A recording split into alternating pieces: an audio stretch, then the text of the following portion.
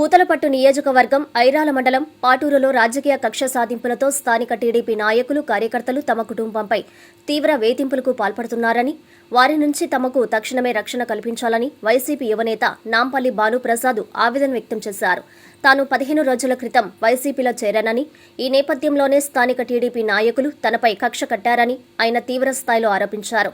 ఈ మేరకు శనివారం ఆయన ఒక ప్రకటన విడుదల చేస్తూ, శనివారం తన పుట్టినరోజు సందర్భంగా బంధుమిత్రులు, శ్రేయోభిలాషులు, అభిమానుల సమక్షంలో జన్మదిన వేడుకలు జరుపుకోవాలని నిర్ణయించుకున్నట్లు తెలిపారు. అందుకోసం ఏర్పాటు చేసిన బ్యానర్లు, ఫ్లెక్సీలను చూసి ఓర్వలేక స్థానిక టీడీపీ నేతలు కుట్ర పన్నారని ఆరోపించారు. తనతో పాటు తన తమ్ముడు, భార్య పేరు మీద ఉన్న యాజమాన్య వ్యాపారాలపై కక్షపూరితంగా అధికారులపై ఒత్తిడి తీసుకొచ్చారని పేర్కొన్నారు.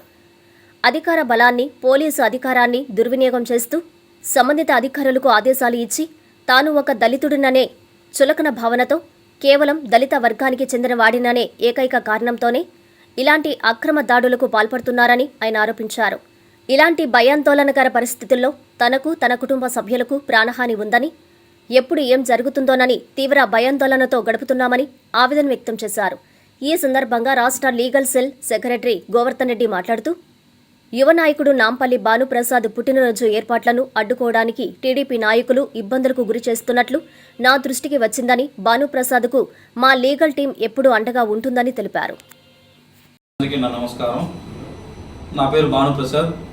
నేను ఇదివరకు బీసీఐ పార్టీలో సమన్వయకర్తగా పనిచేసింది మీకు ఆల్రెడీ తెలిసిందే. ఇప్పుడు ఈ నెల అనగా జూలై 5వ తారీఖున 2026 వైఎస్ఆర్సీపీ పార్టీలో చేరడం జరిగింది. మన రీజనల్ కోఆర్డినేటర్ పెద్దిరెడ్డి రామచంద్రరెడ్డి గారు మరియు మన ఎంపీ మిథున్ రెడ్డి గారు సమక్షంలో పార్టీలో చేరడం జరిగింది. అదే సందర్భంగా ఈరోజు అనగా జూలై 25, 2026 నా పుట్టినరోజు సందర్భంగా నిన్న 24వ తారీఖున సెలబ్రేషన్స్ కోసం మన ఎవరైతే ఉంటారో పార్టీ కార్యకర్తలు కావచ్చు, అభిమానులు కావచ్చు, అందరూ కలిసి పార్టీ సెలబ్రేషన్స్ కోసం నా శ్రేయోభిలాషులు, నా మిత్రులు, నా బంధువులు, నా కార్యకర్తలు అందరూ కలిసి నా కోసం బ్యానర్లు అనేది రెడీ చేయడం జరిగింది. ఆ టైంలో ఎవరైతే లోకల్ టీడీపీ నాయకులు, కార్యకర్తలు ఉన్నారో మా తమ్ముడి షాప్ దగ్గరికి, నా వైఫ్ హాస్పిటల్ దగ్గరికి, అలాగే మా ఇంటి దగ్గరికి కత్తులతోనూ, బ్లేడులతోనూ, హాకీ స్టిక్కులతోనూ ఓ 15 మంది వచ్చి బెదిరించడం జరిగింది. అలాగే సేవ చేసిన పోలీసులే లోకల్ నాయకులకి తొత్తులుగా మారి నాకు ఫోన్ చేసి కేసులు పెడతాము, జైల్లో పెడతాము అని బెదిరించడం కరెక్ట్ కాదు. అలాగే ప్రజలు ఎన్నుకున్న నాయకులు కూడా ప్రజల కోసం పనిచేయాలి కానీ లోకల్ నాయకుల కోసం, వాళ్ళ స్వలాభాల కోసం ప్రజల్ని ఇబ్బంది పెట్టడం కరెక్ట్ కాదు. అధికారులు వాడుకొని సంబంధిత డిపార్ట్మెంట్లకి ఫోన్ చేయించి అర్ధరాత్రి 10 గంటలకి మా తమ్ముడు షాప్ పైకి, నా వైఫ్ హాస్పిటల్ పైకి రైడింగ్ పేరుతో సంబంధిత డిపార్ట్మెంట్ల వాళ్ళని ఉసిగొలపడం ఇది ఏ మాత్రం సరికాదు. దీన్ని నేను తీవ్రంగా ఖండిస్తున్నాను. ఇవన్నీ కాకుండా నాకు ప్రాణహాని ఉంది అని నాకు అనిపిస్తుంది. దయచేసి ఈ మీడియా మిత్రుల సమక్షంలో చెప్పడం ఏమనగా, దయచేసి నాకు ప్రొటెక్షన్ ఇప్పించాల్సిందిగా కోరుతున్నాను. వైఎస్ఆర్సీపీ పార్టీలోనే ఉంటాను. నా ఊపిరినంత వరకు ఈ పార్టీలోనే కొనసాగుతాను. జగనన్నను సీఎం చేస్తాను. ఈరోజు ఈ పాటూరు సంతగేటులో మన యువ నాయకులు వైఎస్ఆర్సీపీ బలోపేతం చెయ్యాలి అనే దృఢమైన సంకల్పంతో, అతని అనుచరులతో, ఆయన అభిమానులతో 5వ తేదీ, ఈ నెల 5వ తేదీ 7వ నెల 2026 సంవత్సరంలో ఘనంగా మన పెద్ద ఆయన చిత్తూరు జిల్లా పెద్ద దిక్కు అయిన రీజనల్ కోఆర్డినేటర్ పెద్దిరెడ్డి రామచంద్రారెడ్డి గారి ఆధ్వర్యంలో, మన యువ నాయకులు వెంకట మిథున్ రెడ్డి గారి నాయకుడు సమక్షంలో, మన జిల్లా అధ్యక్షులు కరుణాకర్ రెడ్డి అన్న ఆశీస్సులతో మొత్తం యావత్ వైఎస్ఆర్సీపీ కుటుంబం సంబంధించిన ప్రజలందరూ కూడా ఆశీర్వదించి ఆ యువ నాయకుడిని ఒక స్థాయికి తీసుకురావాలనే దృఢ సంకల్పంతో పార్టీలోకి ఆహ్వానించినాం. ఈరోజు నేను ఈ వేడుకలకి, జన్మదిన వేడుకలకి భాను ప్రసాద్ గారి ఆహ్వానం మేరకు, ఇక్కడ వారి కుటుంబ సభ్యుల ఆహ్వానం మేరకు రావడం జరిగింది. వచ్చినాక నాకు ఒక విషయం అయితే నవ్వు వచ్చింది.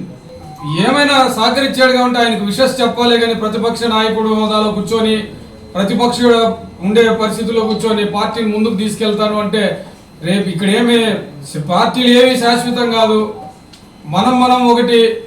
నాకు ఎంత చింతిస్తున్నానంటే, నేను ఒక స్టేట్ లీగల్ సెల్ స్టేట్ సెక్రటరీగా, ఒక లీగల్ సెల్కి వైఎస్ఆర్సీపీ తరఫున స్టేట్ లీగల్ సెల్ సెక్రటరీగా చాలా బాధపడుతున్నా. ఎన్నో కేసులు చూసుంటాం కోర్టుల్లో. ఇది ఒక విచిత్రమైన సంఘటన ఇక్కడ జరగడం అనేది నిజంగానే చాలా బాధాకరంగా ఉంది. ఈ వైఎస్ గేట్లో ఈరోజు చూస్తే నాకు చాలా ఆనందమైంది. ఇంతమంది పాత్రికేయ మిత్రులు కానీ, ప్రింట్ అండ్ ఎలక్ట్రానిక్ మీడియా వాళ్ళు కానీ ఇంత సపోర్ట్ ఇచ్చి ఇంత బాగా చేస్తూ ఉంటే మరొకసారి వాళ్ళకు కూడా నేను ధన్యవాదాలు తెలుపుకుంటూ, ఇంకొక ముఖ్యమైన విషయం చెప్తున్నా. మన చిత్తూరు జిల్లా ఎస్పీ గారికి కానీ, మన డిఎస్పీ సార్కి కానీ, ఇక్కడ లోకల్ స్టేషన్ SHO గారికి కానీ, ఎక్కడ కానీ లా అండ్ ఆర్డర్ అనేది మీరు న్యూట్రల్గానే చూడండి. మధ్యతరగతి వాళ్ళకి అందుబాటులో ఉండండి. ప్రభుత్వాలు వస్తాయి, పోతాయి. ఈ రోజు టీడీపీ ప్రభుత్వం ఉంటుంది, రేపు ఇంకో ప్రభుత్వం వస్తుంది. జగనన్న ప్రభుత్వం వస్తే మాకెక్కడ ఇలాంటి వ్యవస్థను ఎక్కడ మాకు నేర్పించలేదు. మా పార్టీ ఎప్పుడు కానీ ఒక రిస్ట్రిక్షన్స్ తోనే మన విధి విధానాలు ఇవి, మనం ఇట్లే చెయ్యాలా, మనం ఎక్కడ కానీ మేము తీసుకున్న లైన్లు దాటకూడదు, మనం ఎక్కడ కానీ పోలీసు విధంగానే యూజ్ చేసుకోవాలా, ఎక్కడ కానీ పక్కన వాళ్ళు వ్యక్తిగతంగా టార్గెట్ చేయకూడదని మా నాయకులు జగన్మోహన్ రెడ్డి అన్న చెప్పారు. మా పెద్ద ఆయన పెద్దిరెడ్డి రీజనల్ కోఆర్డినేటర్ పెద్దిరెడ్డి రామచంద్రారెడ్డి అన్న అదే మాకు 2 సార్లు 3 సార్లు చెప్తారు. యువ నాయకులు మిథున్ రెడ్డి అన్న కూడా ఇది కరెక్ట్ కాదు, మనం పద్ధతిలో నడిస్తేనే మన వెనకంటి ఉండే వాళ్ళు కూడా, మన కార్యకర్తలు కానీ నాయకులు కానీ మీరు నిబద్ధతగా ఉంటేనే మనం జగన్మోహన్ రెడ్డి అన్ననే ముఖ్యమంత్రిని చేసుకొని మళ్ళీ కూడా బడుగు బలహీన వర్గాలకి, నా ఎస్సీ, నా బీసీ, నా ఓసీ, ఆ రోజు చెప్పిన జగనన్న ఈ రోజు అన్ని హామీలు ఎత్తుకొని వచ్చి చంద్రబాబు నాయుడు గారు చెప్పారు, ఒక్క హామీ కూడా నెరవేరలేదు. ఎన్నోసార్లు ఎస్పీలకు అర్జీలు ఇచ్చాం, ఎన్నోసార్లు ధర్నాలు చేశాం, ఇంతవరకు ఎక్కడ కానీ పట్టించుకొని పాప అనే లేదు. మళ్ళీ మీడియా సముఖంగా, మీడియా మిత్రుల ద్వారా మళ్ళీ సభ్య సమాజానికి నేను తెలియజేయడం ఏమంటే, వ్యక్తిగత టార్గెట్లు చేయొద్దండి. ఎవరైనా ఇలాంటి యువ నాయకులు వచ్చిన తర్వాత వాళ్ళ ఆర్థిక మూలాలపైన దెబ్బతీస్తే నెక్స్ట్ మళ్ళీ పార్టీ మారిన తర్వాత మీరిచ్చిన సంస్కారాన్ని, మీరిచ్చిన రోల్ మోడల్స్ నే మళ్ళీ కంటిన్యూ చేయడం జరుగుతుంది. Vishwasai NEET medical academy. Doctor కావాలనుకోవడం మీ ఆశయమైతే మీ ఆచరణకు ఒకే ఆలోచన విశ్వసాయి. నీట్లో సీటే మీ లక్ష్యమైతే ఆ లక్ష్యాన్ని ఛేదించగలిగే ఒకే ఒక్క చోటు విశ్వసాయి. విద్యార్థుల ఆశయాన్ని, తల్లిదండ్రుల కలలు నిజం చేసుకోవడానికి నిజమైన మార్గమే విశ్వసాయి నీట్ మెడికల్ అకాడమీ. ఎందుకంటే స్థాపించిన సంవత్సరం నుంచి ఎందరో విద్యార్థుల్ని డాక్టర్లుగా మార్చి వారి ఆశయాన్ని చేరువ చేసిన విద్యా సంస్థ విశ్వసాయి. అనతి కాలంలోనే 1200కు పైగా మెడికల్ సీట్లు సాధించిన విశ్వసాయి చరిత్ర ఒక ఘనత.